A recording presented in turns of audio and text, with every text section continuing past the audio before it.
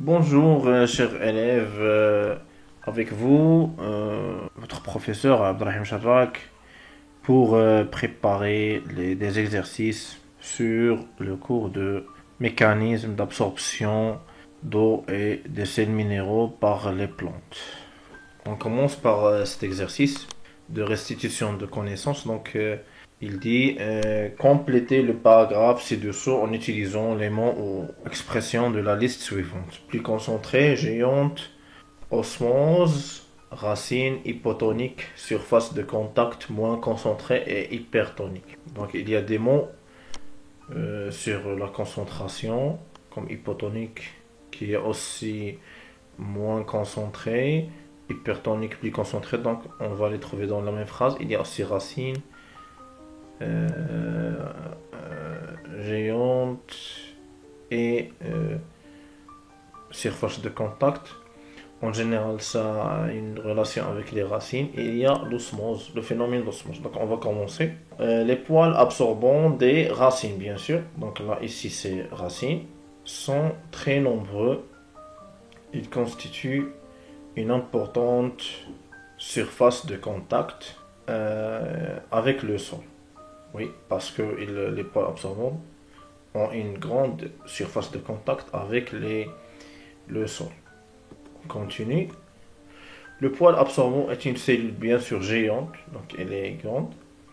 L'eau y pénètre donc l'eau pénètre dans les cellules par osmose. On va écrire osmose ici. Le passage de l'eau à travers la membrane de la cellule se fait du milieu donc le passage par osmose, c'est-à-dire du milieu le moins concentré ou au milieu hypotonique vers le milieu le plus concentré ou hypertonique. Donc c'est ça la loi de l'osmose jusqu'à atteindre l'équilibre. Donc pour bien préciser ou bien voir la réponse, voici les mots, donc les racines, surface de contact, géante, osmose, milieu le moins concentré, au milieu hypotonique, vers le milieu plus concentré, au milieu hypertonique jusqu'à atteindre l'équilibre. Donc c'est ça, c'est la réponse de ce premier exercice. Deuxième exercice, c'est un exercice d'application. On dissout 9 grammes d'urée CH4N2O dans 200 ml d'eau. Calculer la pression osmotique de cette solution dans une température de 28 degrés Celsius. On prépare une solution de chlorure de sodium en diluant 4,5 g de NaCl dans 0,5 litres d'eau distillée. Calculer la pression osmotique de cette solution dans la même température. Donc, on a le calcul de la pression osmotique. On sait bien la relation du calcul de la pression osmotique. Alors, pour calculer la pression osmotique, on utilise la relation pi égale n fois r fois t fois la concentration molaire. Si on a la concentration molaire, mais si on n'a pas, si on a la concentration massique donc si on a seulement la concentration grammes par litre, on va la diviser par la masse molaire. Et c'est ça le cas. Donc si on a la concentration molaire, on va la remplacer directement. Mais si on n'a pas, on doit diviser par la masse molaire. Petit n a une relation avec la dissolution. R, c'est la constante, 0,082. T, c'est la température en Kelvin. Donc pour la solution d'urée, on va remplacer n par 1 parce que c'est en fonction de la dissolution. Donc c'est une seule molécule. Grand R, c'est 0,082, c'est une constante. T, dans les données, c'est 28. On va ajouter 273 pour la convertir en Kelvin. Donc ça donne 301. On va ensuite calculer la concentration. Donc, pour le calcul de la concentration, dans les données, on a 9 grammes d'urée dans 200 ml d'eau. Donc, on a 9 grammes dans 200 ml d'eau, c'est-à-dire 0,2 litres. Alors X dans un litre, c'est quoi? C'est combien? Parce qu'on cherche la concentration grammes par litre. Donc tout simplement X égale 9 sur 0,2 fois 1 bien sûr. Donc ça donne 45 grammes par litre. Et on va la remplacer dans la relation précédente, mais en division par la masse molaire. La masse molaire du solité, grand M, de CH4N2O, donc la masse molaire du carbone c'est 12 fois 1 plus 4 fois la masse molaire de l'hydrogène c'est 1, plus 14 pour l'azote on a 2, et 16 pour l'oxygène. Donc le total va donner 60 grammes par mois. Donc c'est ça. On va remplacer dans la relation, donc pi égale 1 fois 0,082 fois 301 fois 45 sur 60. 45 c'est la concentration en grammes par litre, sur 60 c'est la masse molaire, égale à 18,51 atmosphères. On peut convertir en pascal en multipliant par 10 à la puissance 5, donc ça va donner ce résultat. L'exercice n'est pas encore terminé.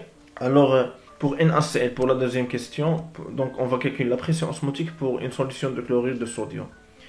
Alors NaCl, on a 4,5 grammes et dans 0,5 d'eau distillée. Il y a quelques changements, donc la même relation. Alors, pour la solution de chlorure de sodium, donc premièrement, N égale à 2 parce que le solité est dissociable. Donc, NaCl va donner Na plus et Cl moins, donc il va donner 2, il est divisé en deux parties. Le calcul de la concentration, donc 4,5 grammes dans 0,5 litres. Alors, X pour 1 litre, c'est combien? Donc 4,5 sur 0,5, ça va donner 9 grammes par litre. Puis on va calculer la masse molaire du solité. Donc 23 pour Na et 35,5 pour le chlore. Ça va donner 58,5 grammes par mois. On va remplacer tout simplement l'application numérique. Donc pi égale à 2 fois 0,082 fois 301 fois 9, la concentration massique sur 58,5 c'est la masse molaire, égale à 74,04 atmosphères. Donc pour la conversion en pascal, donc c'est fois 10 à la puissance 5. On a terminé cet exercice. Passons vers le dernier exercice. Les vacuoles des cellules de pétales sont colorées avec un pigment naturel. Donc les pétales sont les feuilles de la fleur. Ils ont une coloration naturelle par un pigment. Donc c'est la substance qui donne la couleur. Elle s'appelle l'anthocyanes. Des cellules de pétales sont disposées entre l'âme et lamelle, c'est-à-dire pour les voir par microscope, dans deux solutions différentes. Donc deux solutions différentes de deux solidités, une solution de saccharose et une solution de mannitol. Des mesures sont effectuées au bout de chaque 5 minutes, donc avec le temps. À partir de ces préparations microscopiques, ont permis de réaliser la représentation graphique ci-dessous. Donc vous avez la représentation. On a un pourcentage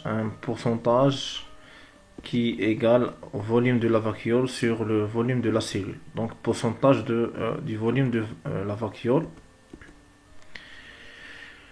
Puis on a le saccharose et le mannitol avec deux représentations différentes. Et dans l'axe des abscisses, on a le temps T0, T1 et T2. Et dans l'axe des ordonnées, donc la variation de cette valeur. C'est un rapport au ratio volume de la vacuole sur le volume de la cellule. Première question, expliquer l'état des cellules à T1 dans les deux solutions. Donc à T1 c'est ça. Donc pour T1, on voit que le pourcentage, donc on voit que le pourcentage est très petit. Donc le rapport égale presque 25% ou plus, un peu plus pour le mannitol. Et aussi donc moins de 50% pour le saccharose. Donc là on remarque une diminution du volume de la vacuole. C'est pour cela les cellules sont plasmolysées dans les deux solutions. On peut répondre comme suit. Entre T0 et T1, on remarque qu'il y a une diminution du rapport R, volume de la vacuole sur le volume de la cellule. On explique ceci par la sortie de l'eau du milieu intracellulaire vers le milieu extracellulaire, c'est-à-dire de la vacuole vers les solutions. Donc les solutions du saccharose et de mannitol sont hypertoniques et les cellules donc sont plasmolysées parce qu'on a une sortie de l'eau et une diminution du volume de la vacuole. On va voir la deuxième question.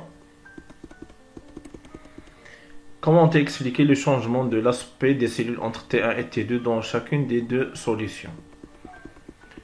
Alors de T1 à T2, pour le saccharose, il y a une augmentation puis une stabilité du rapport R. Donc c'est l'augmentation de la vacuole, du volume de la vacuole. Pour le mannitol, le rapport est stable, donc la vacuole est encore restée réduite. C'est pour cela, pour le saccharose, la cellule est devenue turgescente. Pour le mannitol, elle reste toujours plasmolysée. Dans la solution du saccharose, donc pour récapitulons, dans la solution du saccharose, on remarque une augmentation de R. Donc les cellules sont devenues turgescentes car elles ont été déplasmolysées. Ceci s'explique par l'entrée de la matière dissoute, saccharose, dans la cellule qui devient plus concentrée que le milieu extérieur. En conséquence, l'eau pénètre dans la cellule qui se déplasmolyse. Dans la solution du mannitol, les cellules sont restées plasmolysées car la matière dissoute contenue dans la solution n'a pas pu entrer à l'intérieur de la cellule. Oui. Donc pour les deux cas, pour le saccharose, puisque l'eau a pénétré, donc l'eau a pénétré, il a augmenté le volume de la vacuole. Après, bien sûr que la concentration du saccharose a augmenté aussi dans la vacuole. Mais pour le mannitol, non. La cellule a resté toujours plasmolysée. Déduire le comportement de la membrane cellulaire vis-à-vis les deux solutés. La membrane cellulaire ne laisse pas passer que certaines substances. Il s'agit donc de la perméabilité sélective. Donc ici, il y a une sélection. C'est une perméabilité sélective. Si on revient à cette courbe, le mannitol n'a pas pu rentrer dans la cellule. Donc, la cellule est toujours plasmolysée. Donc, pas comme le saccharose. Le saccharose peut rentrer et sortir toujours dans la cellule. Mais le mannitol, non. Donc, il n'a pas pu rentrer à la cellule. C'est pour cela elle est toujours dans le même cas. Et le saccharose est plus favorisé que le mannitol. Donc ce sont les trois exercices et bonne chance pour tous les élèves.